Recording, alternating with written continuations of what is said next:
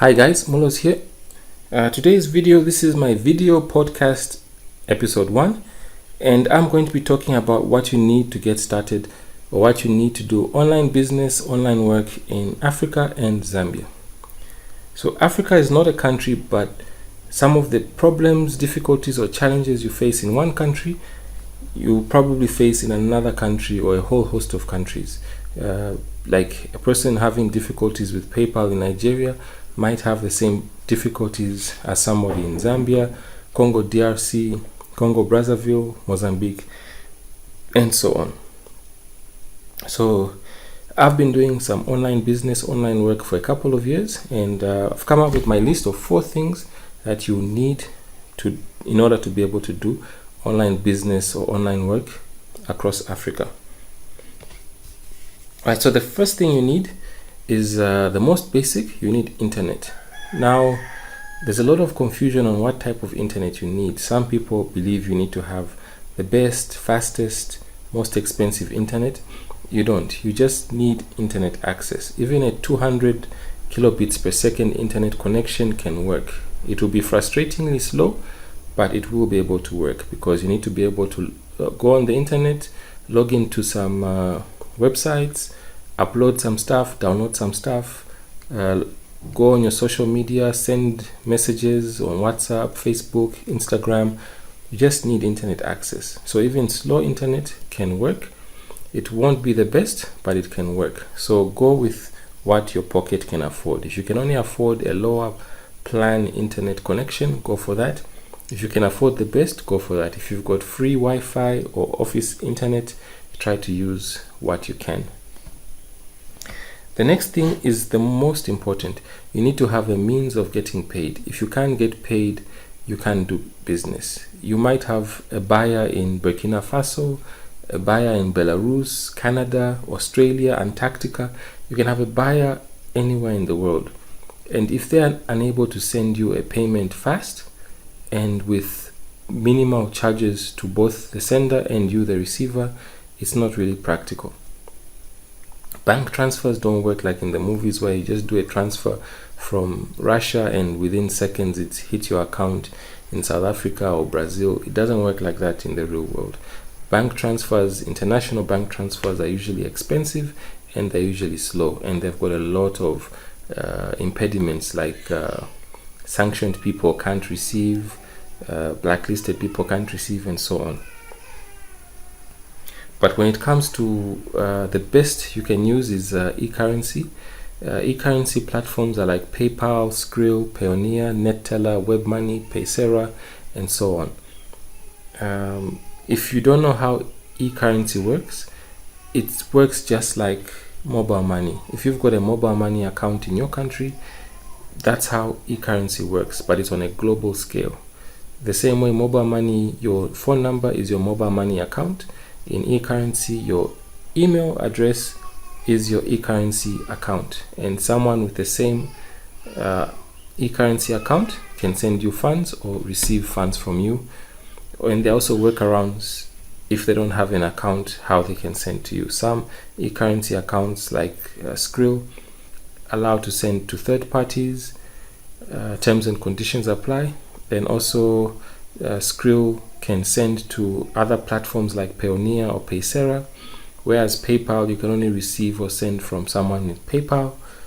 A lot of terms and conditions apply. So I will try to do another video on e-currency. So if you would like to see that, just leave me a comment down below and ask what you would like to see, and I'll try to cover that. So the e-currency is the most important. If you can't receive a payment, there's absolutely no reason to even start online work or online business, because at the end of the day, it's the money that you want. Number 3 is sort of dependent on number 2. Number 3, you need to have a product, goods, service, or skill that you are selling online. So depending on what you are selling or what you are providing, that will determine what kind of e-currency you can use, and it also determines what kind of platform you can sell on. I'd imagine if someone out there wants to do an OnlyFans account, I imagine they wouldn't want payments to be sent to their local bank account where the person who knows them would see, oh, you're doing this. Or if you are selling whatever you're selling, sometimes you want to have that anonymity and that discretion. Sometimes your country might not really allow that to be transacted on, or for some reason or another, you don't really want it routed through your local payment system. So whatever you're selling online, just make sure that one, it's perfectly legal in both your country and the country that it's going to, and two, you have the right to sell those things, and three, you have the capacity to deal in them. So the fourth thing you need is you need to have a platform where you're going to sell your goods, products, services, or skills. Most of the times you don't have the programming skills, or you don't have the skills to put up a website or anything, so you'd want to go into a ready-made platform or ready-made marketplace like Amazon Marketplace, Kindle Direct Publishing if you're an author. There are a lot of websites that allow you to upload your music on all the streaming sites. If you're selling goods, you can go on eBay. There are all sorts of marketplaces where you can sell stuff. Alibaba in China, there's all sorts of stuff. So depending on what you want to sell, you can choose a particular marketplace or a particular platform. Sometimes you want to use your own social media, your Twitter, your Facebook, your Instagram, even your YouTube channel can be a medium of selling your product or your service. Your WhatsApp, Facebook, so just about anything. So you have to choose a platform where you're going to sell yourself. You don't really need to copy what other people are doing. If something works for you, go for it. Trying to copy other people's platforms incurs a lot of expenditures, and sometimes it doesn't come out as you, and it can lead to your collapse. All right, so I wanted to keep this video short. So those are the 4 things that, according to me, you need if you want to do any online business. The first one, you need internet. So remember, go for what you can afford. The second one, you need a means of getting paid. Unfortunately, in Africa, PayPal is one of the most loved payment platforms from people in America and a lot of other countries. Just a quick one on PayPal. If PayPal doesn't allow you to receive payments in your country, you should know that PayPal allows you to open multiple PayPal accounts. You can open another PayPal account using another country where you have no restrictions on using. So if you're in Africa, you can use a country like Morocco, Kenya, Botswana, South Africa, Malawi, Lesotho. Those you will be allowed to receive PayPal payments.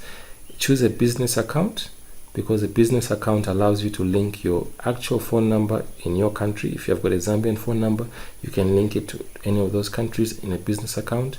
It allows you to receive payments, and it allows you to withdraw, usually to a UBA prepaid AfriCard. So the other thing you need, the product, goods, service or skill. That's the third thing. And then the last one, the platform on which you're going to sell. So just about those 4 things is all you need to get started. With a bit of tweaking, you can probably add a few more, remove a few, but that's all you need. And so let me know how this video was. This was my podcast number 1. I look forward to all your comments, and let me know if I've missed anything, if you'd like me to expand on anything, and what you'd like to see in the next video, podcast number 2. Mulos, bye.